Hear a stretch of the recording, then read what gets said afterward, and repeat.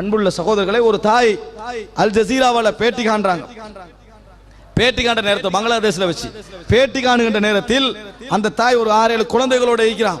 நீங்க திருப்பி அரக்காணில் ஒரு நிம்மதியான சூழல் வந்தா போவீங்களான்னு கேட்கிறாங்க. சத்தியமாக நான் போக மாட்டேன். இந்த நாடு வெளியே போக சொன்னாலும் போக மாட்டேன். குண்டு வைத்து அவர்கள் இங்கே என்னை கொண்டாலும் ஒரு முஸ்லிம் நாட்டில் நான் மரணிக்க ரெடி.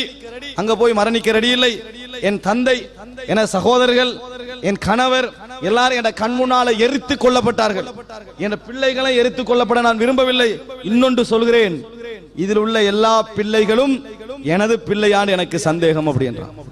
நான் அத்தனை முறை கற்பழிக்கப்பட்டிருக்கிறேன், அத்தனை முறை கட்டளிக்கப்பட்டிருக்கிறேன் என்று சொல்லி அந்த பெண்மணி பேட்டி கொடுக்கிறாவாக இருந்தா நினைத்து பாருங்கள். அந்த குழந்தையில ஒரு குழந்தைய என்ன செய்யறா, சந்தேகப்படுறா, நான் கற்பழிக்கப்பட்டிருக்கிறேன்.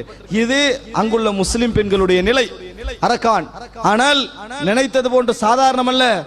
அந்த நாட்டில் 8-10 லட்சத்துக்கு மேற்பட்ட முஸ்லிம்கள் அரக்கானிலே வாழ்ந்து கொண்டிருக்கிறார்கள். அன்புள்ள சகோதரர்களே, இப்படிப்பட்ட ஒரு அநியாயமான ஒரு சூழல் அந்த பர்மாவிலே நடந்து கொண்டிருக்கிறது. நம்மிடத்துல துவாவே இல்லை. அட்லீஸ்ட் ஆக குறைந்தது அந்த மக்களுக்காக கண்ணீர் வடித்து அழுகின்ற ஒரு பிரார்த்தனை கிடையாது.